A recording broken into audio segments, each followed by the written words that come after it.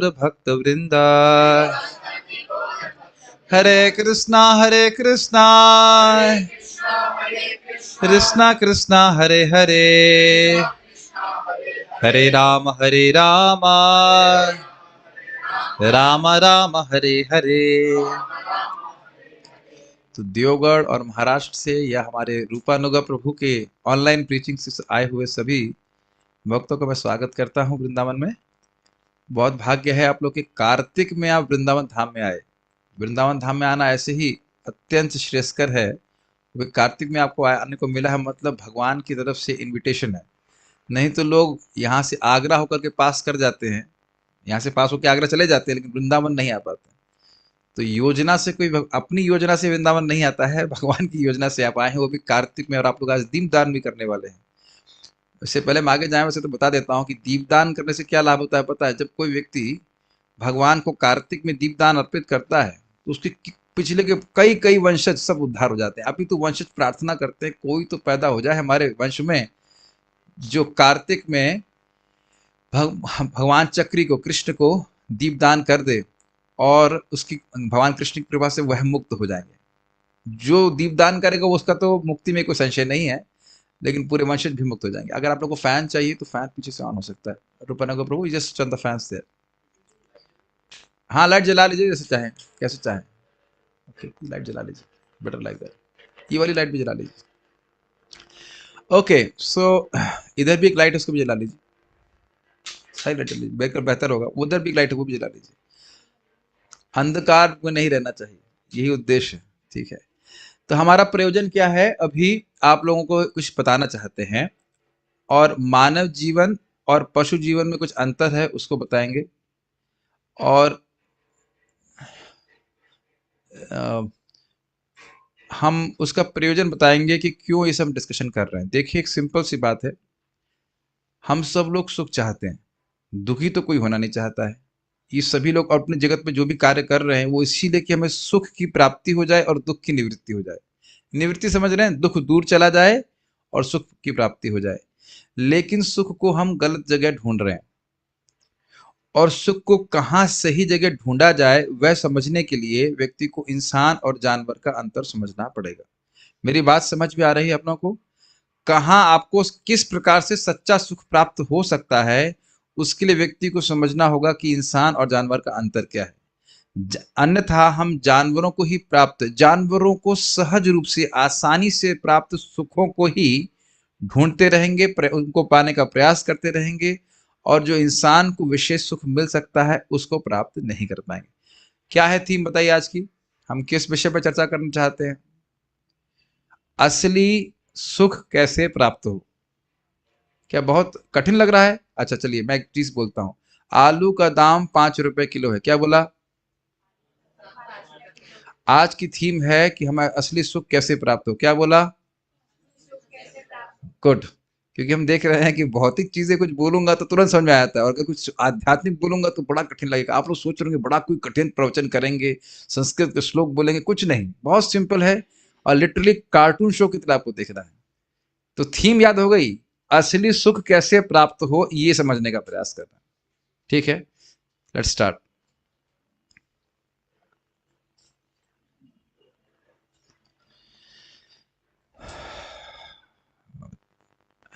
Design transitions,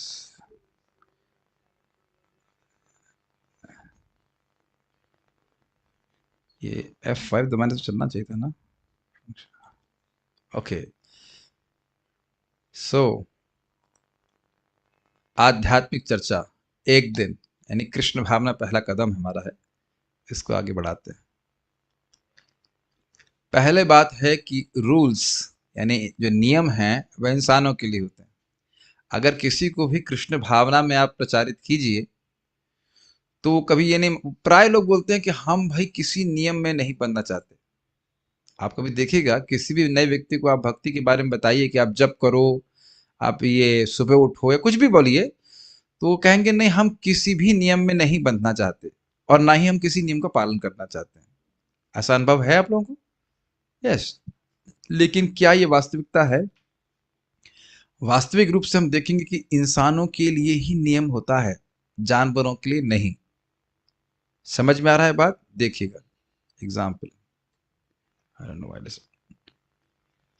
प्रश्न कर सकता है कि क्या इंसानों के लिए ही नियम होता है, तो उत्तर में हम इस चीज को देख रहे हैं।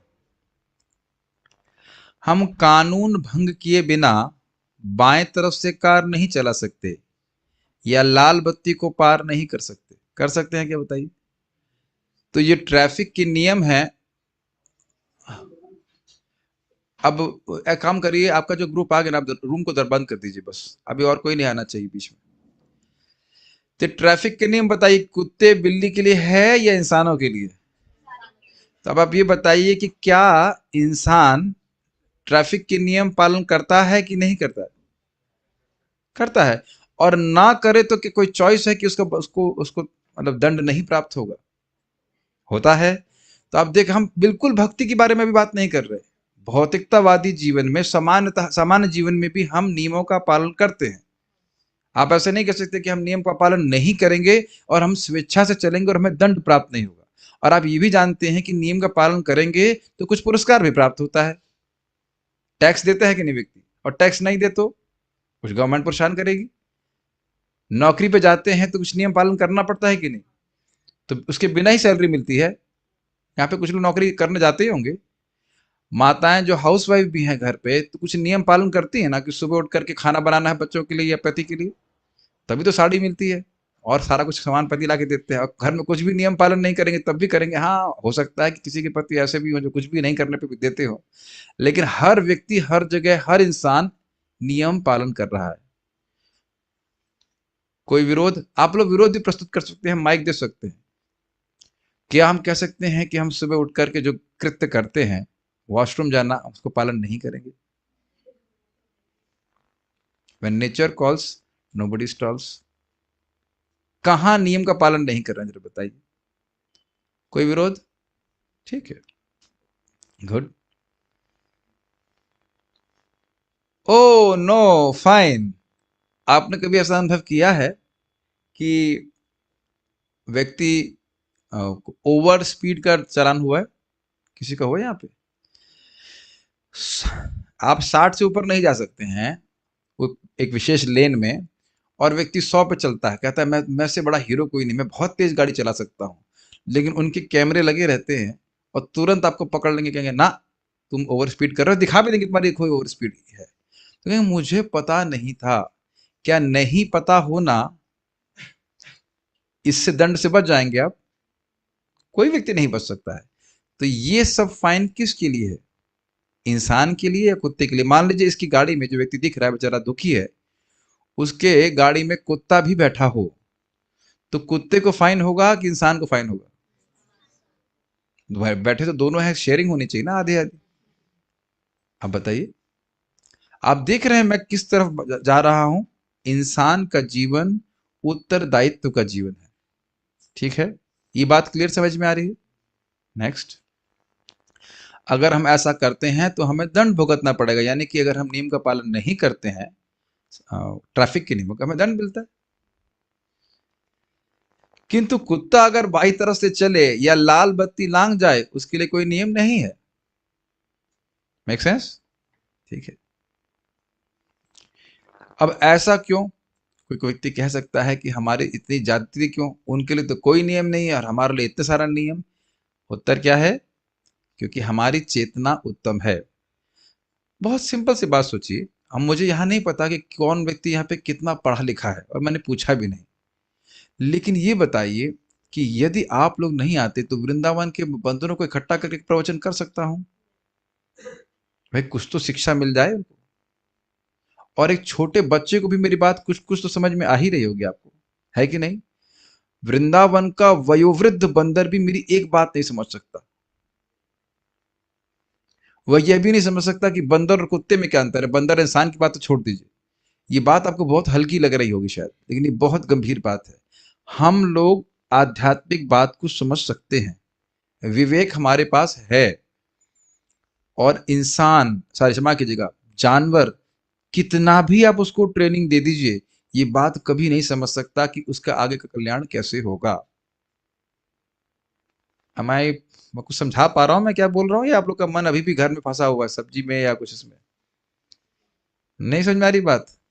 हमारी समझ आ रही है? यही चेतना के उत्तम होने का लक्षण है। नहीं समझ में आ रही? और अगर नहीं भी समझ में आ रही है तो भी ये ना समझावट जानवर की समझावट से अलग है। जानवर को ना ये समझ में आएगा कि क्या समझ में नहीं आ रहा, और जानवर को ये भी समझ में नहीं आएगा कि क्या समझ में आ रहा है, कुछ भी नहीं बोलेगा।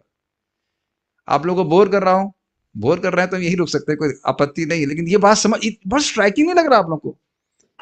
कितना भी प्रयास कर लीजिए, कोई जानवर कभी नहीं समझ सकता कि भाई ये ट्रैफिक का नियम है। भले उसको ट्रेनिंग दे सकते हैं कि इस लाइट के अनुसार चलो, लेकिन वो कभी नहीं समझ पाएगा कि ये पुलिस है, इसके नियम है, ये धारा ये है, वो कभी नहीं समझ पाएगा। ठीक, आगे बढ़ते हैं। और ये चेतना उत्तम है क्योंकि भगवान ने हमको ये मानव शरीर दिया है और उसका उपयोग किया जाना चाहिए। अभी हम बताते हैं कैसे करेंगे इसका उपयोग। okay. मनुष्य को संयमित जीवन जीना चाहिए, इसकी उदाहरण सहित व्याख्या करें तो आप में से कौन कौन से लोगों, किसी को एक उदाहरण याद आया? हमने अभी बात करी थी किसकी, एक ही उदाहरण दिया था, किसी को याद है कोई? कौन सा उदाहरण दिया था कि इंसान को संयमित जीवन जीना चाहिए, ये वो जीते हैं भौतिकतावादी जीवन में? सब भूल गए? अभी कौन सा उदाहरण दिया था मैंने आप लोगों को कि हम लोगों को नियम पालन करने होते हैं सामान्य जीवन में? Traffic, simple, is it not? आगे बढ़ते हैं, बात क्लियर हो गया। ट्रैफिक का, नौकरी का, खाना बनाने का, वॉशरूम जाने का तो चलिए सब वो तो कॉमन हो जाएगा, जानवरों को भी जाना पड़ता है, लेकिन बहुत सारे नियम व्यक्ति को पालन करने पड़ते हैं और स्वेच्छा से पालन करता है। ये ध्यान दीजिएगा, जबरदस्ती नहीं, स्वेच्छा से पालन करता है। जरा छोटा सा एग्जाम्पल विचार कीजिए कि यदि हम लोग मन माने तरह से चलें, कोई व्यक्ति लेफ्ट में चले, कोई राइट में चले, तो कोई कहीं चल पाएगा? भारत में तो होते हुए आपने देखा भी होगा। मैं समझा पा रहा हूं, कोई व्यक्ति लेफ्ट में जा रहा है, कोई राइट में जा रहा है, तो कोई कहीं नहीं पहुंच पाएगा। तो हम स्वेच्छा से, ये मेरे शब्दों को पकड़िए, हम स्वेच्छा से नियमों का पालन करते हैं ताकि हम कहीं पहुंचे, किसी गंतव्य को पहुंचे, और नहीं तो हमारा जीवन पशु के ही समान है। हमारी चॉइस है। मैं ये उम्मीद नहीं कर रहा हूं कि जो सारे भक्त मेरे सामने बैठे हों या जो भी लोग आके बैठे हैं वो सब मेरी बात मान जाएंगे। हाँ, लेकिन कम से कम जीवन में एक बार आप सोचेंगे जरूर इसके बारे में, बस इतनी हमारी उम्मीद है। आज तक मैं समझ रहा हूँ एकदम निरक्षर तो कोई भी नहीं होगा, कुछ तो पढ़ाई किए होंगे आप लोग, चौथी पांचवी तो पढ़ ही लिए होंगे, है ना? 10वीं तक पढ़ लिए होंगे। 10वीं तक भी किसी ने बताया है इंसान जानवर का अंतर? छोटे बच्चे को नहीं पढ़ाया, बताया है, और बड़े बच्चों को भी नहीं बताया है, तो बताइए पढ़ाई कहां से हुई? बहुत स्ट्राइकिंग बात है। तो जिस प्रकार से इस जगत में देश में कानून होते हैं और वो कानून हम नहीं बनाते, हमारी इच्छा के अनुसार नहीं होता है, वो सरकार बनाती है कि नहीं, और उससे तो व्यक्ति बच भी सकता है, लेकिन भगवान के कानून हैं जिससे व्यक्ति बच नहीं सकता। जैसे मैंने उदाहरण दिया था कि यद्यपि वो रडार या जो सेंसर है जो हमारी स्पीड को पकड़ रहा है वो हमें दिखाई नहीं पड़ता है, लेकिन हमारी स्पीड गाड़ी की पकड़ी जाती है और समय आने पे चालान भी होता है। कुछ समय के लिए हम लोग कह सकते हैं कि देखो कोई नहीं देख रहा है, मैं तो 100 पे चला रहा हूं, लेकिन देखने वाला देखता है और समय आने पर चालान भी होता है। तो इस प्रकार से हम लोग सोचते जरूर हैं कि ईश्वर के कोई कानून नहीं है, ईश्वर नहीं है। कहां है ईश्वर, दिखाओ। पहला तो प्रत्यक्ष बात यही है कि आंखें किसने बनाई है?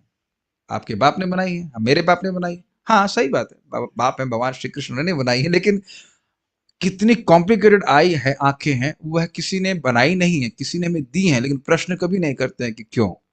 तो क्या ये तो बातें आगे की आएंगी कि ईश्वर है, कि जगत आपने नहीं बनाया है, मैंने नहीं बनाया है, ये रूम आपने नहीं बनाया है, मैंने नहीं बनाया, इसका अर्थ ये नहीं कि किसी ने नहीं बनाया।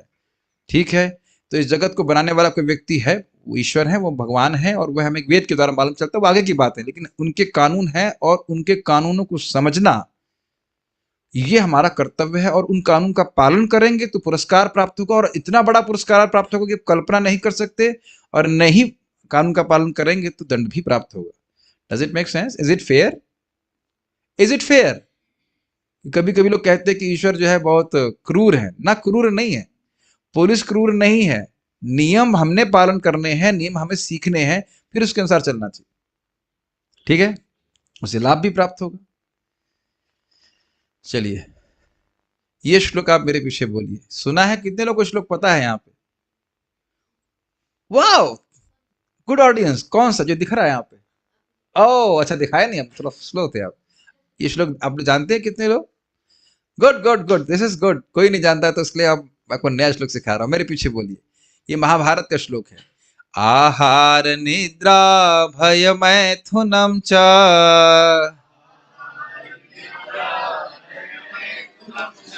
रूपानुगा प्रभु, लग रहा है आपने समोसे नहीं खिलाए, डबल खिलाना चाहिए था। बेचारे कमजोर लग रहा है। पानी वानी पिलाया जाए तब तो कुछ आवाज निकलेगा। अरे खाने को मिलेगा, घबराइए मत, बहुत समय नहीं लेंगे। आहार निद्रा भय मैथुनम चा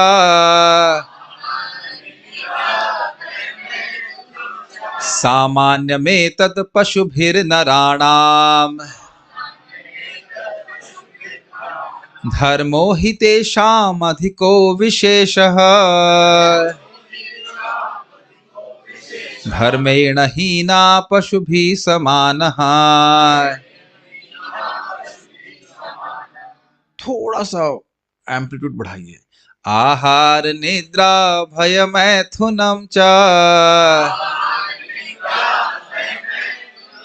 सामान्य में तद पशुभिर्नराणा धर्मो हि तेषाम् अधिको विशेषः धर्मेण हीनः पशुभिः समानः। थोड़ा थोड़ा संस्कृत आप समझ लेंगे। आहार का मतलब क्या होता है? खाना। निद्रा मतलब सोना। भय मतलब अपनी रक्षा करना। और मैथुन मतलब बच्चे पैदा करना। तो कह रहे हैं सामान्यम एतद, एतद मतलब ये सब चार चीजें सामान्य हैं। किसमें? पशु भी नराणाम, पशुओं में और इंसानों में। धर्मो ही मतलब निश्चित, सर्टेनली, निश्चित रूप से धर्मो ही तेषाम अधिक विशेष। अधिक तेषाम मतलब इंसानों में, इंसानों में निश्चित ही एक ही मात्र विशेष है और वह है धर्म। और उसको हटा दें तो धर्मे न हीना पशु भी समान। अगर धर्म को हटा दिया जाए तो वह पशु के समान हो जाते हैं। श्लोक समझ में आया? फिर सब लोग साथ में बोली मेरे। आहार निद्रा भय मैथुनम च सामान्य में तद पशुभिर्नराणाम धर्मो हि तेषाम् अधिको विशेषः धर्मेण हीना पशुभिः समानः। तो अब आप समझ गए कि इंसान की उन्नत चेतना का उपयोग कैसे कैसे करना है? धर्म का पालन करने। और फिर से वापस वहीं जाइए। सरकार के नियमों का पालन करते हैं तो हमें कुछ पुरस्कार प्राप्त होता है और बहुत बड़ा पुरस्कार प्राप्त होता है।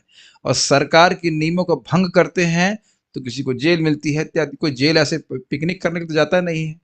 कुछ सरकार के विरोधी कुछ कार्य किया है तभी जेल जाता है, या कुछ और गलत कार्य कर उसे गलत स्थिति में पहुंच जाता है। तो इसलिए क्या आप लोगों को लगता है कि सरकार के नियमों को जानना जरूरी है और व्यक्तिगत रूप से हर किसी को जानना जरूरी है? कोई विरोध है? मेरी बात समझ में आ रही है? जब हर व्यक्ति ड्राइव कर रहा है तो क्या हर व्यक्ति को नियम जानना जरूरी है? जैसे भारत में तो नहीं, लेकिन आप जानते हैं कि सबको पता होना चाहिए कि हम बाएं में चलेंगे और हर व्यक्ति नियम पालन करता है। हर एक को कोई दिक्कत नहीं। आप लोग चल के तो आ रहे होंगे, मतलब गाड़ी से या जैसे भी करके आ रहे हैं। ट्रेन में बैठे, ट्रेन से आए ना, सबको पता था ना कौन सी बर्थ में बैठे हैं? पहले से मालूम करके रखे थे ना? ये कहते कि नहीं जिसका मन जहां बैठ जाए, हम तो कोई नियम पालन नहीं करेंगे। आएगा नियम पालन करवाने के लिए ना व्यक्ति। क्लियर समझ में आ रहा है? ट्रेन में आप आए थे, आप बहुत कॉन्शियस थे कि जिस बर्थ में हमको मिला है वही बैठना है। और कोई आपकी बर्थ में बैठ जाए तो आपकी बर्थ, आपकी कुछ समय के लिए आपकी है, वो आधे घंटे या 1 घंटे 2 घंटे, उसमें भी आप तुरंत गर्म हो जाएंगे ना। ये क्या कर रहे हैं आप? कोई नियम का पालन नहीं कर रहे हैं, अंदर आ जाएगा। आप बोलते हैं कि नहीं।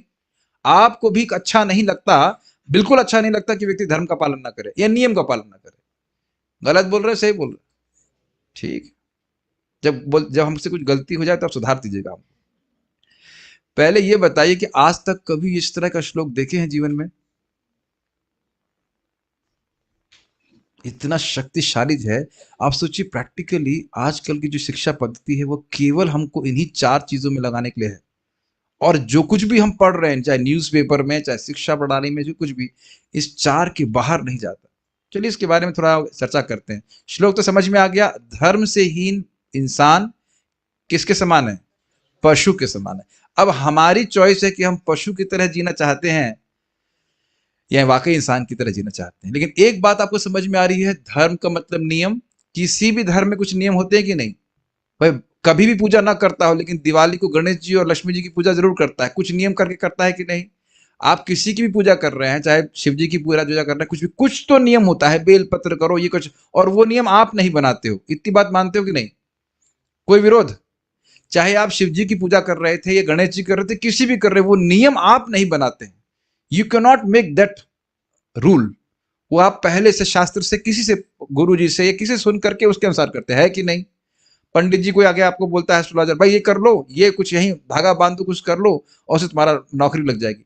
वो नियम बनाने का सामर्थ्य हमारा नहीं है। इतनी क्लियर हो गई बात? आगे बढ़ते हैं। तो क्या दिक्कत है इस प्रकार से आहार, निद्रा, भय और मैथुन में जीवन व्यतीत कर देने में? क्या दिक्कत है? अच्छा तो लगता है। तो पहले चीज पे हम जरा विचार कर लें, स्वादिष्ट भोजन। ओह, ये कितना स्वादिष्ट है। समोसे खाए थे ना आपने? हाँ, कितना अच्छा लग रहा था। हम भी खाना खा के ही आए थे, ऐसे नहीं कि भूखे आके हम बोल रहे हैं। बिन क्या कहते हैं, भूखे पेट भजन ना होए गोपाला, है कि नहीं? तो ध्यान दीजिएगा कि यह नहीं कहा जा रहा कि खाइए मत, लेकिन केवल खाने में जीवन व्यतीत करना मूर्खता है। Does it make sense? और खाना भी धर्म से खाना है। अच्छा, और कुत्ता भी कुछ खा रहा है और क्या बोलता है, ओह ये कितना स्वादिष्ट है। आप कहेंगे उसको हिंदी आती है क्या? हिंदी नहीं आती है, लेकिन उसका अनुभव तो यही है ना। अगर अभी भी नहीं विश्वास है तो आप लोग अभी तो हैं वृंदावन में, आप देखना, कल 5-5 बजे आइए, देखिए कैसे हमारी गाय एकदम टाइम से भूख लगती है। They are more regulated than the human beings actually. और 5 बजे एकदम भाग करके आएंगे, खाना शुरू कर देती हैं। तो उनको जो खाना खाने में मतलब आनंद आ रहा है, घास और फूस जो भी कुछ खा रही है, वो उतना ही आनंद आ रहा है जितना कि हम लोगों को समोसे खाने में आ रहा है। यस और नो, या विरोध, या क्या? और क्या प्रमाण है? वो उतने ही आग्रह से दौड़ के आती हैं जितना हम लोग समोसे के प्रति दौड़ के आते हैं। नथिंग अगेंस्ट समोसा, लेकिन जब भूख लगती, जैसे हम खाने की तरफ भागते हैं, वैसे वो भी भाग रहे हैं। तो खाने के सुख का अनुभव बराबर हुआ कि नहीं? कोई विरोध? ठीक। अच्छा, चैन की नींद तो चाहिए भाई। ओह, कितना सुंदर जीवन है। ओह, कितना सुंदर जीवन। देखिए हमारे भक्त ने कितने प्रेम से बनाई इस, समझ, एकदम समझ में आ रहा है ना? आप में से बहुत से लोग अपने रूम के लिए, और हम सभी लोग कहीं जाते हैं तो आप देखते होंगे, सुने भी होंगे, कहीं कहीं 2-2 हजार रुपए का रूम लेते हैं। गलत तो नहीं कह रहे हैं? क्या करेंगे 2 हजार रुपए लेकर? सोएंगे। तो वस्तुतः सोने के लिए 2 हजार रुपए खर्च कर रहे हैं, बुरा मत मानिएगा। लेकिन कुत्ता कहीं पेमेंट करता है? स्वाभाविक सी बात है कि हम ये नहीं कह रहे कि हम कुत्ते की तरह है और गाय की, मतलब पशु की तरह नीचे कहीं सो जाए, ऐसा नहीं बोल रहे हैं। लेकिन आप ये बताइए कि 2 हजार रुपए या 5 हजार, मैंने तो सुना है कहीं कहीं 60-60 हजार रुपए भी खर्च करते हैं। तो अब ये बताएं कि उसको नींद में क्या अधिक सुख प्राप्त हो जाएगा? देखिए हमारे मानव जीवन बहुत बहुमूल्य, ये सब बातें समझ में आ जाएंगी तो समझ में आएगा इन्वेस्ट कहाँ करना है। मेरी बात समझ में आ रही है? सोने के सिंहासन पे, सोने के बेड पे आप सोने से अधिक सुख मिलता है। मेरी बात समझ में आई? अगर आप लोहे के बेड पे सो रहे हैं या जमीन पे गद्दा बिछा के सो रहे हैं और एक सोने के बेड पे सो रहे हैं, दोनों में कहाँ अच्छी सुख मिलेगा आपको? एक ही मिलेगा ना? एक बार मैं अपने रूम पे बैठा, मतलब रेस्ट करने जा रहा था, हमारे एक ब्रह्मचारी के मित्र उसमें हमको मुझे मिलाने लेके आए, और वो आलसी था व्यक्ति, मुझे पता था, लेकिन BMW खरीद चुका था, बहुत पैसे इसने खरीदे। मैंने ठीक है, अच्छा। मैंने कहा ऐसा करो, मेरे बगल में ये मैट बिछा के सो जाओ, तो उसमें समय जो है सुबह उठने में सुविधा होगी। नहीं, कहता है नहीं प्रभु जी, नींद तो वैसी ही आएगी। मैंने कहा अब समझ में आया? कुछ समझ रहे हैं मैं क्या कह रहा हूँ? हम दुनिया में ऐसे सोच रहे हैं ना कि हम बहुत पैसा इकट्ठा कर लेंगे, बड़ा सुंदर बेड होगा और उस पर बड़ी अच्छी नींद आएगी। नींद के लिए बेड की आवश्यकता है क्या? कभी कभी अनुभव हुआ कि एकदम थक गए हैं, स्टेशन पे कुछ ऐसा नहीं मिलता नहीं, और लोग, हम ही लोग कभी कभी बेड पे सो जाते हैं, मतलब सॉरी जमीन पे भी सो जाते हैं। मुझे अपनी बात याद है, एयरपोर्ट से आया तो मेरी फ्लाइट लेट थी, और कलकत्ता एयरपोर्ट में कोई से स्थान नहीं था रेस्ट करने का, तो अपना साधु लोग हैं, फक्कड़ बाबा कोई दिक्कत नहीं, उधर पीछे बैग लगाया, जमीन पे बिछाया, सो गए। कभी आप लोग नहीं किया ऐसा कैंपिंग करते हुए? उतनी ही नींद आती है ना जितना घर में बढ़िया से एकदम एसी उसी चला के नींद आती है। ये प्रत्यक्ष एक बार मेरा अनुभव है। एकादशी का दिन था, हम लोग सर के संग गए हुए थे, आप लोग इधर ही मध्य प्रदेश की तरफ गए थे, वहां पे प्रचार रायपुर राजपुर रायपुर कोई कॉलेज था, और हमको भेज दिए चलो वापस रूम पे चले जाओ खाना बनाने के लिए। हम लोग कुछ कुकिंग कर रहे थे भगवान के प्रसाद, और देखा कि रूम लॉक है। अब दोनों की हालत खराब। हमने कहा ऐसे ताकत नहीं व्रत करने की, और अब कौन वापस जाए। हमने कहा लेटे रहे लेटे, और बिल्कुल कड़ी धूप होती है ना, एकदम कड़ी धूप में दोनों सो गए, एकदम कड़ी धूप में, मतलब लिटरली दोपहर का समय एकदम। जब नींद आती है ऐसा हो जाता है, आप लोगों के संग ऐसा कभी नहीं हुआ? और क्या ऐसा हो सकता है कि जिसका सोने का बेड हो वो सो नहीं पा रहा हो? बहुत धनी व्यक्ति को हो सकता है एसी चला करके भी हृदय जल रहा हो। और कुत्ता, अभी आप देख लीजिएगा, मंदिर जाएंगे, दो तीन कुत्ते मिट्टी के पास बैठे रहते हैं, वो जो राख होती है ना, राख, हल्की राख को फेंक देता है, उसी में जाकर सो जाते हैं। तो अब आप ये बताइए कि केवल सोने के लिए, ध्यान दीजिएगा शब्द केवल, केवल सोने की व्यवस्था करने में अपना जीवन बिताना बुद्धिमानी है? आंसर क्या है? बुद्धिमानी नहीं है। हम ये नहीं कह रहे कि सोइए मत, लेकिन केवल सोने की व्यवस्था करने के लिए बनाना अपना जीवन अच्छा नहीं है। तो ये कितना सुंदर जीवन नहीं है। Okay, next one. मैं सदैव अपने देश की रक्षा करूंगा। यहाँ पे हम लोग बम से और बड़ी बड़ी चीजों से रक्षा करते हैं, और यहाँ क्या कह रहे हैं, उप्स, और ये दिख नहीं रहा है बट नहीं, ये शेर भी कुछ यही बोल रहा है कि मैं अपने परिवार की रक्षा करूंगा। तो कहीं हम अपने परिवार की रक्षा की व्यवस्था करते हैं, और शेर अपनी भी अपने परिवार की व्यवस्था करता है, बस ये है कि वह अपने पंजों से रक्षा करता है, दांत से रक्षा करता है, हम गन्स के द्वारा या तलवार के द्वारा रक्षा करते हैं। तो क्या भय का सिद्धांत कॉमन रहा कि नहीं? ठीक है, रक्षा करने का, तो उसमें भी इन्वेस्ट करने से क्या फायदा? अब थोड़ी बात बोलेंगे लेकिन खराब लग सकती है। कुत्तों को देखा आपने लड़ते हुए? आपने देखा कैसे, किस तरह से, अब मैं यहाँ पे बोल नहीं सकता कि किस प्रकार से वो टेरिटरी का निर्धारण करते हैं, आप जानते हैं? अपनी सीमा का निर्धारण कैसे करते हैं आपको पता है ना? ये बताने की जरूरत है। वो जगह जगह मूत्र कर देंगे, और फिर उसके बाद कहेंगे, वो सोचने लग जाते हैं कि ये मेरा घेरा है और वो तेरा घेरा है, और वो दूसरा कुत्ता इस घेरे में आएगा तो हो वैसे करते हैं। और क्या इंसानों में भी ऐसा होता हुआ नहीं दिख रहे हैं आप? ये कुछ घर, कुछ आकाश घेर लेते हैं, ये मेरा घेरा है, ये मेरा खेत है, और एक दो फीट के लिए ही व्यक्ति मार देता है दूसरे को। प्रभुपाद जी कहते हैं इंसानों का जीवन पशुओं की तरह लड़ने के लिए नहीं है। तो ये भी सिद्धांत, लड़ने में भी जो रस है वह भी जानवरों को उतना ही प्राप्त होता है जितना कि इंसानों को प्राप्त होता है। It is very striking. चाहे आप व्यक्तिगत रूप में लीजिए, चाहे समाज के रूप में, चाहे देश के रूप में। एक पूरा देश दूसरे देश को दुश्मन मान रहा है, कितना अमेजिंग है ना? अगर अभी भी नहीं समझ में आ रहा तो ये बताइए कि अमेरिका से नॉर्थ कोरिया दिखाई पड़ता है? इतनी ज्योग्राफी नहीं पढ़े आप लोग? जो व्यक्ति दिख नहीं रहा है उसको अपना जानी दुश्मन मान रहा है, इतनी न्यूज तो आप लोग पढ़ ही रहे हैं ना। और नॉर्थ कोरिया से भी अमेरिका नहीं दिखाई पड़ता। अब देख रहे हैं किस प्रकार के भय का सिद्धांत व्यक्ति के जीवन को व्यर्थ कर रहा है। पूरा जीवन यही मानता चला जाएगा कि व्यक्ति मेरा दुश्मन है, और जो वास्तविक दुश्मन है उसको देखेंगे भी नहीं। ठीक, इसका संबंध है मैथुन, बच्चे पैदा करना, मेरा प्यारा परिवार, माई क्यूट बेबी, मेरा प्यारा परिवार।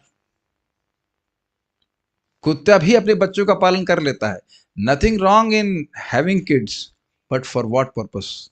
बच्चे पैदा करना भी कोई दिक्कत नहीं है, कर सकते हैं, लेकिन किस लिए करें?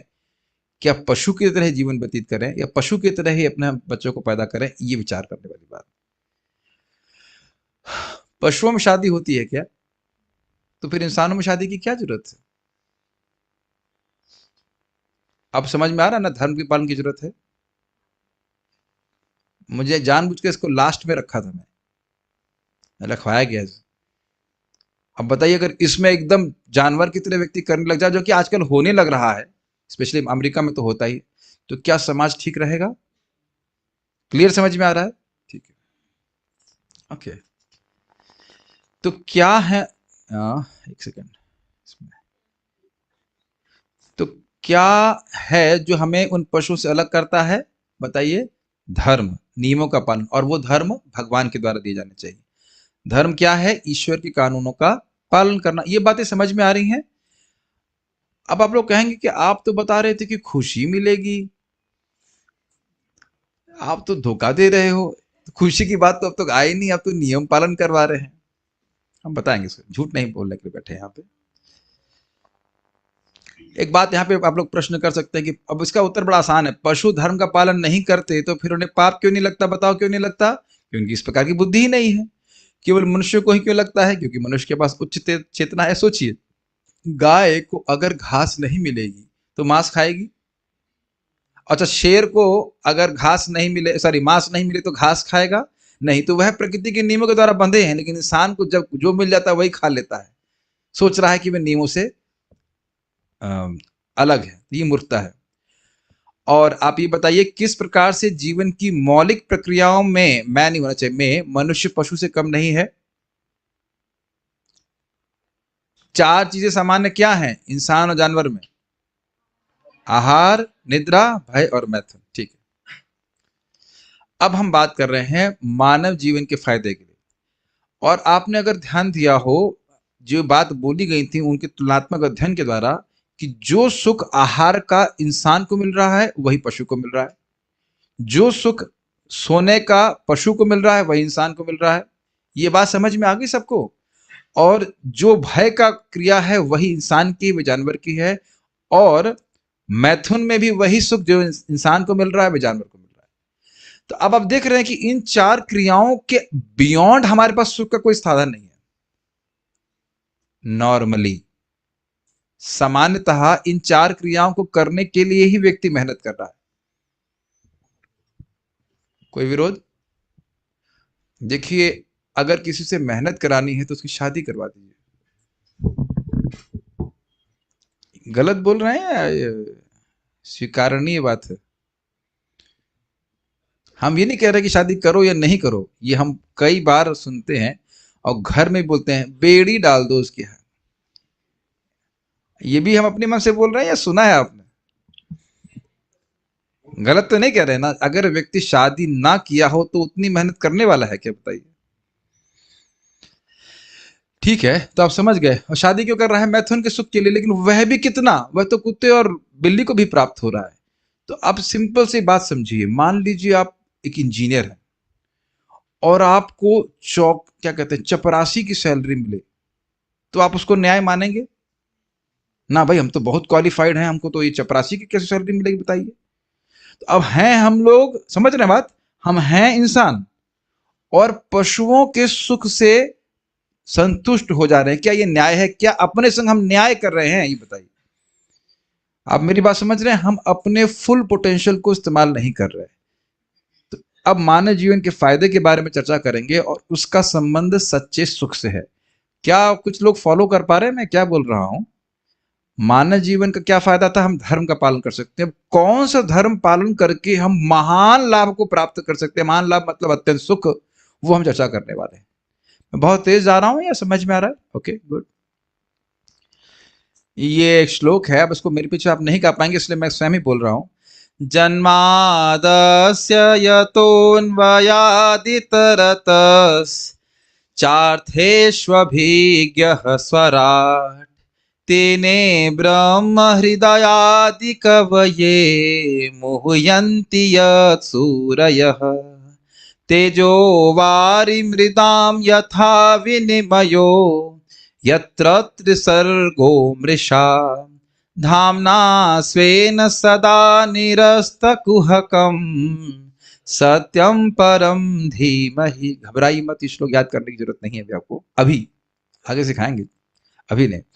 बस यहाँ पे श्लोक का आशय यह है कि व्यक्ति को जो मानव जीवन प्राप्त हो तो उसे जिज्ञासा करना चाहिए कि ये जगत किसका है, किसने बनाया है, बेसिकली भगवान कौन है, क्योंकि हम सभी का भगवान से नित्य संबंध है। और अब मैं आपको फॉर्मूला बता रहा हूं, हम सभी लोग आत्मा हैं। कौन है? जगा रहा था अपनों को, शरीर नहीं है। और हम लोग कृष्ण के हैं, जैसे सूर्य की चिंगारी होती है। ठीक?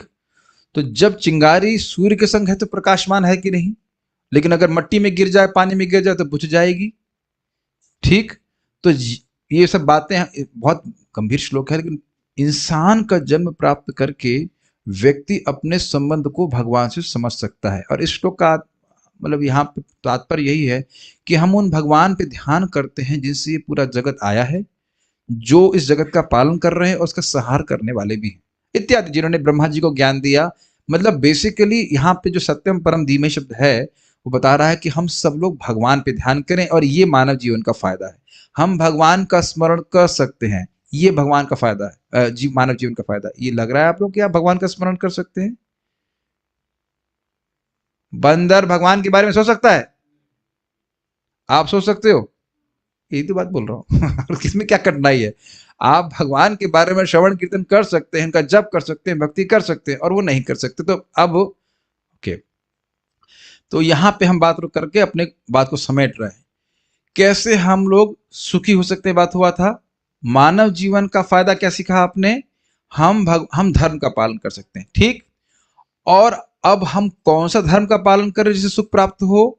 समझिए, और धर्म का मतलब नियम, नियम का मतलब कुछ उच्चतर उद्देश्य, ठीक।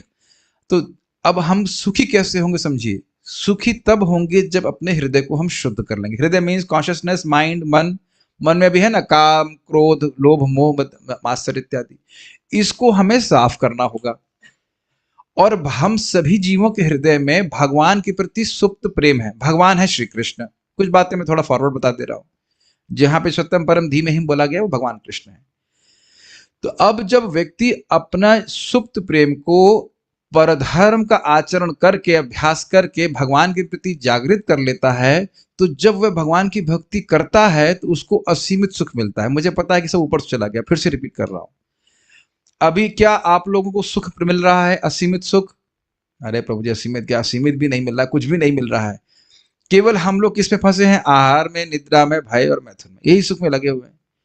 तो अब हमको ऐसी तपस्या करनी है जिसके द्वारा हम भगवान की भक्ति के सुख का अनुभव कर सकें। और तपस्या का मतलब है नियम पालन करना, और नियम भी पालन करना स्वेच्छा से। कुछ क्लिक कर रहा है कि नहीं कर रहा है? आपने देखा है लड़कों को दौड़ते हुए सुबह की सुबह? पागल हो गए हैं इसलिए दौड़ते हो? आर्मी में सेलेक्ट होना है इसलिए दौड़ते हैं? कुछ उच्चतर उद्देश्य प्राप्त करने के लिए इधर तपस्या करेंगे। तो आप कहेंगे बेवकूफ कहीं का, सुबह उठ करके दौड़ रहा है, दिमाग खराब हो गया। अरे राम से भरम घर में रहो, चाय वाय पियो, क्या दिक्कत है? यही बोलेगा कोई व्यक्ति? आप ऐसे सोचते हैं उनके बारे में? क्योंकि आप जान रहे हो कि लड़के लोग क्यों मेहनत कर रहे हैं। क्या मैं उदाहरण दे रहा हूं, समझ में नहीं आ रहा है? आपने देखा हो सुबह बहुत डिप्स लगा रहे होते हैं, स्पेशली पुशअप लगा रहे होते हैं, सड़क पे बहुत कर रहे होते हैं, दौड़ रहे होते हैं। तो यार भाई, जब गाड़ी है, हवाई मतलब कार है, साइकिल है, तो ये क्यों दौड़ रहा है? उदाहरण समझ में आ रहा है? उच्चतर उद्देश्य प्राप्त करने के लिए। तो हम बार बार, हमारा जो डिस्कशन शुरू हुआ था उस बात से कि हम लोग धर्म का पालन कर सकते हैं। धर्म मतलब नियम, और नियम मतलब जो कार्य हमको करने अच्छे तो नहीं लगते हैं, लेकिन यह समझते हुए कि हमारे लिए अच्छा है, हम करेंगे। पढ़ाई करना अच्छा लगता है? नहीं। पढ़ते हैं क्यों? नौकरी मिलेगी। और नौकरी करना अच्छा लगता है? कुछ लोग नौकरी करते हैं, अभी पता नहीं, माताएं भी करती होंगी, मुझे पता नहीं। अच्छा लगता है नौकरी करना? अच्छा लगता है आपको? पैशन, अच्छा। बिना पैसे के भी करेंगी? हाँ, देखा, एक बात चोरी पकड़ ली जाती है। बिना पैसे के नहीं करने वाले हैं। अच्छा, पैसे क्यों चाहिए? अभी एकदम हिट हो जाएगी बात। पैसे का कुछ चाहिए? आहार, क्षमा कीजिएगा, आहार, निद्रा, भय, मैथुन, उसके अलावा और कुछ नहीं। अगर उससे, उस पैसे से ये भी प्राप्त ना हो तो पैसे को भी आसक्ति नहीं होगी। देखा था नोटबंदी हुई थी, सारे पैसे लोग फेंक दिए थे। उस पैसे के लिए वो जान दे सकते थे, आप देख रहे हैं? जान दे देते कि नहीं दे देते? लेकिन वो पैसा ऐसा फेंक दे रहे। तो आप बेसिकली घूम फिर कर क्या आएंगे, बात क्या है? आहार, निद्रा, भय, मैथुन, उसी को टारगेट कर रहे हैं, उससे बाहर कहीं नहीं जा रहे। तो हम खाली बात ये कर रहे थे कि इस जगत में हम तपस्या करते ही हैं। नौकरी करना तपस्या है, बच्चे पालना तपस्या, बहुत सब तपस्या है, लेकिन उससे हमें भौतिक सुख ही मिल रहा है, उत्कृष्ट सुख नहीं मिल रहा है। ये क्लियर समझ में आ रहा है? तो जब जब तप ही रहे हो तो क्यों ना कुछ आध्यात्मिक तपस्या किया जाए। उसका क्या फायदा होगा? हमें क्या मिलेगा? हरे कृष्ण मंत्र रूपी आध्यात्मिक तपस्या इस कलयुग में है। आपको कोई और तपस्या करने की जरूरत नहीं है, पहाड़ में जाने की जरूरत नहीं है, शीर्षासन लगाने की जरूरत नहीं है, प्राणायाम करने की जरूरत, कोई तपस्या करने की जरूरत नहीं है, पत्ते खाने की जरूरत नहीं है। एक विशेष तपस्या जो करनी है वो है हरे कृष्ण मंत्र की तपस्या। और उस तपस्या के द्वारा हमारा हृदय शुद्ध हो जाएगा, और जब हृदय शुद्ध हो जाएगा तो नाम उच्चारण करने में इतना सुख है, और वो उत्कृष्ट सुख है जिसकी कल्पना नहीं की जा सकती। लेकिन अपने हृदय को शुद्ध करना होगा हरे कृष्ण मंत्र के द्वारा।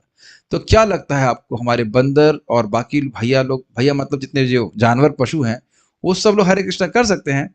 वेल, कर नहीं सकते, सुन सकते हैं। लेकिन हमारे पास भाग्य है कि हम लोग हरे कृष्णा कृष्णा कृष्णा हरे हरे, हरे राम राम राम हरे हरे, इसका उच्चारण कर सकते हैं। आप बात समझ पा रहे हो? और जैसे जैसे हृदय शुद्ध होगा हरे कृष्ण मंत्र के द्वारा, आपको इस हरे कृष्ण मंत्र में एक अद्भुत सुख का अनुभव होगा। हम लोग तो रोज, आप लोग भी बहुत सारे लोग जूम पे जब करते ही होंगे। और हरे कृष्ण मंत्र करने के लिए कितने, यहाँ पे कितने लोग आप रूपानुग प्रभु के संग रोज जप करते हैं जूम पे? ओके। आप लोगों को कितने पैसे देते हैं रूपानुग को? अकाउंट में कितने पैसे डलवाते हैं? तो देखिए, पैसा नहीं होने के बाद भी कर रहे हैं, इसका मतलब कुछ मन में शांति, कुछ सुख अनुभव कर रहे हैं ना। और बहुत बार भक्तों का जो लोग गंभीरता से जाप करते हैं, हमारे भक्त जूम पे बहुत बार हैं जिनकी दीक्षा भी नहीं हुई, बोले नाम अमृत है और मैंने बोलने के लिए पैसे नहीं दिए उनको। ऐसे ऐसे भक्त हैं जो प्राय एकादशी में आराम से 64 माला भी कर लेते हैं, और केवल नंबर के लिए नहीं। मैं देखिए, मैं कस्टमर रिव्यू दे रहा हूँ, रियली दीक्षा नहीं हुई, कुछ नहीं हुई, नाम अमृत है। और आप लोग यहाँ पे हैं ही वृंदावन में आज। आप लोग आज रात में जल्दी सोइएगा और सुबह अगर उठ सकें 3 साढ़े 3 बजे उठ करके जब कीजिएगा वृंदावन में, गंभीरता से, अटेंटिवली। और फिर मेरा फीडबैक, मुझे फीडबैक दे सकते हैं, प्रभु जी को फीडबैक दे दीजिएगा कि कैसा लगता है यहाँ। तो स्पेशली कार्तिक में इज सो प्लेजरेबल। आप में से किसी को अनुभव नहीं हुआ कि जब करने से कुछ सुख मिलता है? आपको हुआ है? अच्छा, कैसा होता माता जी? मतलब रसगुल्ले के बराबर होता है कि गुलाब जामुन या रसमलाई या सोने के सुख के बराबर? कैसा, मतलब कैसे एक्सप्लेन करेंगे उसको आप?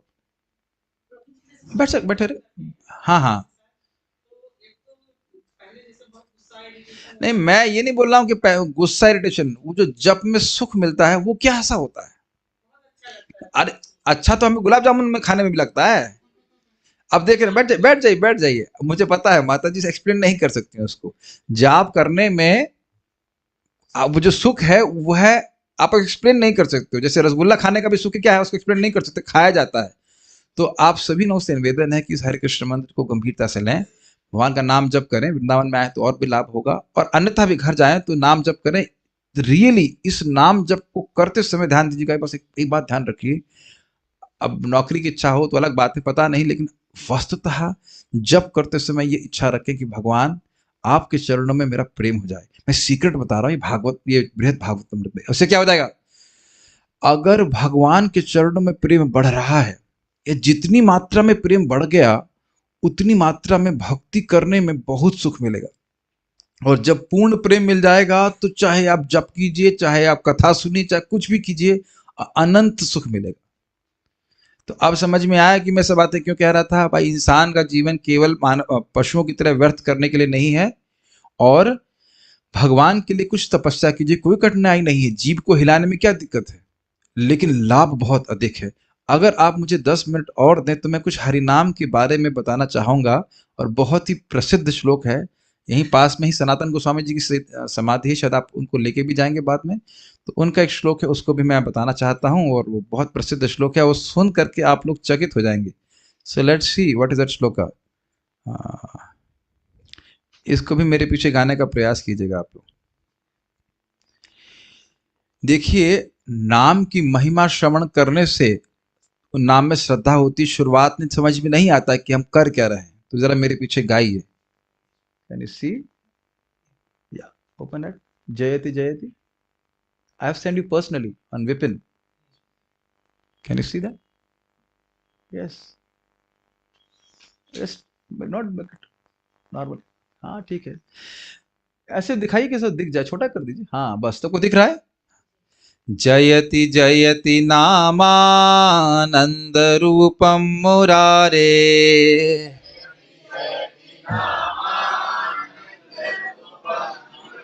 विरमित निज धर्मा ध्यान पूजा दियत्नम मा ध्यान पूजा दियत्नम कथमपि सकृदातं मुक्तिदं प्राणिनां हम मुक्तिदं परममृतमेकं जीवनं भूषणं मे जीवनं भूषणं। तो यहाँ सनातन गोस्वामी कह रहे हैं जयति जयति अर्थात जय हो। और आप तो बोलिए जय हो जय हो। तो किसकी जय हो? तो कह रहे हैं नामानंद रूपम मुरारी। मुरारी मुर नामक राक्षस को, असुर को मारने वाले श्री कृष्ण के नाम की जय हो। भगवान की जय नहीं कह रहे, नाम की जय कह रहे हैं। कैसा है? आनंद रूप है। अर्थात हृदय को, दो अर्थ है आनंद रूप के, या तो हृदय में आनंद बढ़ाता है या साक्षात आनंद स्वरूप है। जैसे सूर्य तेज स्वरूप है और प्रकाश भी देने वाला होता है। सूर्य प्रकाश देता है कि नहीं? और सूर्य प्रकाश स्वरूप भी है कि नहीं? तो इसलिए आनंद रूप है। अर्थात भगवान का नाम आनंद देने वाला है और स्मूर्तिमान आनंद है। और अब देखिए कि जैसे कीर्तन होता है तो लोग ताली बजाना शुरू कर देते हैं। और अब ये मंदिर में आप देखिएगा धुआंधार कीर्तन होता है, लोग नाचते हैं। बताइए कोई माता जी अनजान पुरुषों के सामने नाचेंगी? और यहाँ पे आप मंदिर में देखिए रोज ही होता है। वो स्पेशली राजस्थान से आएंगे, उनको नाचने को तो मन कर ही रहा होता है, तो वो घूंघट काट लेंगे, नाचना शुरू कर देंगे। बहुत से बाहर के लोग आएंगे, भांगड़ा पांगड़ा क्या कहते हैं, भांगड़ा करना शुरू कर देंगे। क्यों भाई? क्योंकि नाम उच्चारण होने से व्यक्ति को आनंद की अनुभूति होती है। प्राय अभी अभी देख लीजिएगा, सब लोग एकदम गंभीर होंगे, कीर्तन हो रहा होगा, जैसे लगा शोक सभा में आएंगे। ऐसा तो नहीं होता है ना। कीर्तन में सबको आनंद आता है कि नहीं, अच्छा लगता है कि नहीं? वो तो अभी अच्छा लग रहा है, आगे कितना अच्छा लगेगा उसकी कल्पना नहीं कर सकते। तो पहली लाइन समझ में आई, भगवान के नाम की जय हो, भगवान कृष्ण के नाम की जय हो, क्योंकि ये आनंद स्वरूप है, आनंद को बढ़ाने वाला। ठीक। उसके बाद अभी आपको हमने बताया कि तपस्या करो तपस्या करो, लेकिन एक्चुअली कोई तपस्या नहीं करनी है। क्या बोल रहे हैं? एक बात बोली, तपस्या करना है कि नहीं करना है बताइए। तो कह रहे हैं विरमित। विराम समझते हैं? विराम मतलब रोक दो। तो कह रहे हैं विरमित, जिस व्यक्ति ने निज धर्म को विराम कर दिया। निज धर्म समझ रहे हैं?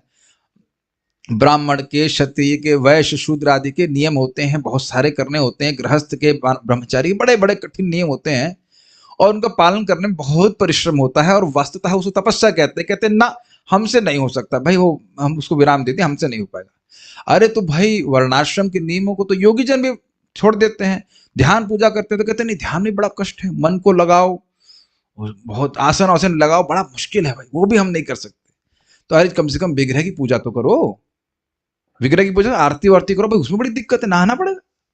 आजकल कलयुग में लोग नहाना बहुत बड़ी कठिनाई। कॉलेज में हम बोलते हैं प्राय भाई आप जब कर सकते हैं, उसको नहाने की जरूरत नहीं। हाँ वेरी नाइस, जैसे बोल दिया कि नहाने की जरूरत नहीं है, तुरंत स्वीकार कर लेते। तो आप देखिए कि नहाना भी कलयुग में बहुत बड़ी तपस्या है। किसी को बोल दो 4 बजे उठना है कि नहीं? बहुत से लोग सोच रहे होंगे कल सुबह हम तो फंसे हुए हैं, कल से मंगल आरती जाना पड़ सकता है 4:30 बजे, है ना, वो भी नहा करे जाना पड़ेगा, तो कहाँ लेके आ गए। लेकिन जो भी है, पूजा आदि करने में यत्न है कि नहीं? सामग्री शुद्ध होना चाहिए, हम स्वयं शुद्ध होना चाहिए, भाव शुद्ध होना चाहिए, तब जाके पूजा भगवान स्वीकार करते हैं।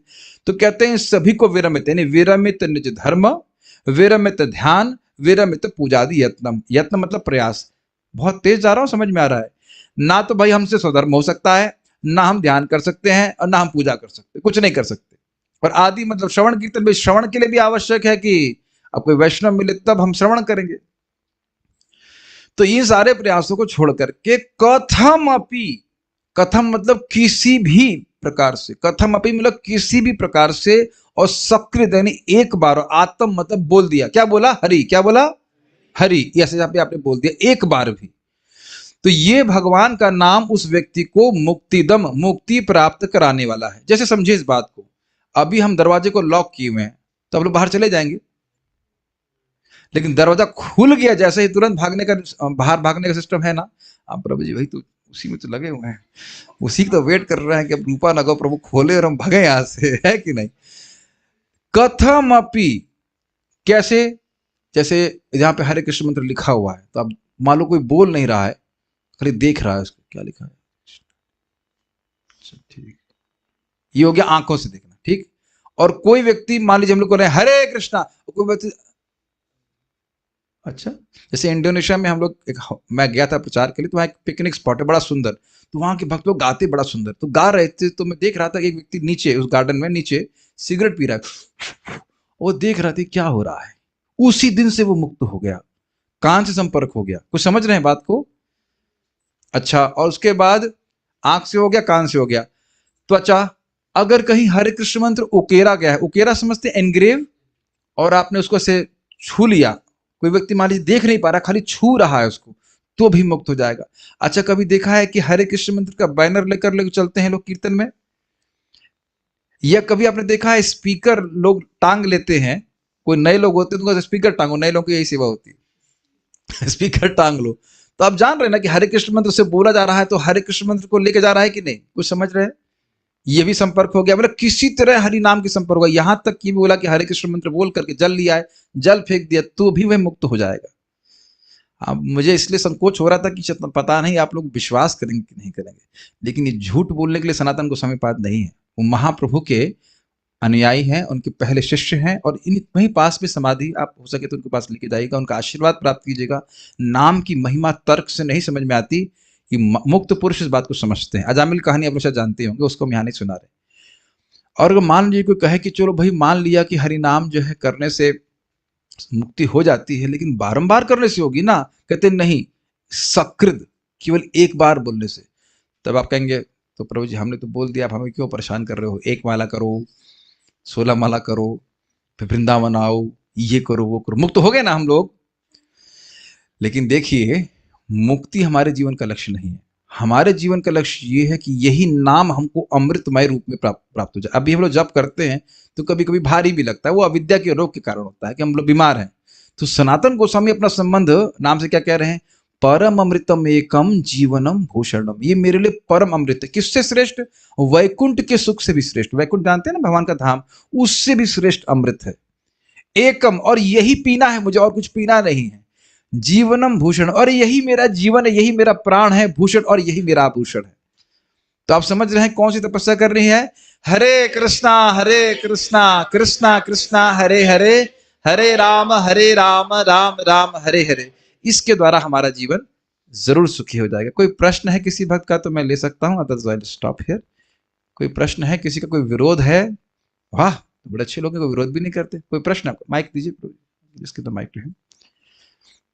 तो ये समझ में आ रहा है ना कि सुख का सीधा मार्ग क्या है? इससे पहले आगे मैं कुछ बोलूं, एक बात बोल देना चाह रहा हूं। देखिए, ये स्वयं को समझ ली कि हम लोग मछली हैं, और हरे कृष्ण मंत्र है अमृत की तरह। जैसे पानी से मछली को बाहर निकाल लेंगे तो सुखी हो जाएगी ना, मट्ठे वट्ठे में डालने में। मट्ठा तो अच्छी वस्तु है। जिस प्रकार से एक मछली पानी के बिना कहीं संतुष्ट नहीं हो सकती, उसी प्रकार से हरे कृष्ण मंत्र के संपर्क के द्वारा ही जीव सुखी होगा। यस प्रभु, बोलिए। हरे कृष्ण प्रभु। प्रभु, हम सुने थे कि जीवन में सुख दुख यश और अपयश ये फिक्स होता है, ये सही है क्या? हाँ, सही कह रहे हैं, फिक्स होता है यदि व्यक्ति भगवान की भक्ति ना करे। कर्माणि निर्दहति किंतु च भक्ति भाजाम गोविंदमादि पुरुषम तमहम भजामि। जो आपने बात बोली बिल्कुल सही है। इंद्र गोप, आपने वो देखा है बारिश का कीड़ा जिसमें डॉट डॉट होते हैं, लाल उसके ऊपर का भाग, ऊपर का जो छाती निकालेंगे क्या, पीठ है, वो लाल लाल होती है, उसमें ब्लैक ब्लैक डॉट होते हैं। बारिश में देखा होगा आपने, इसे इंद्रगोप कहते हैं।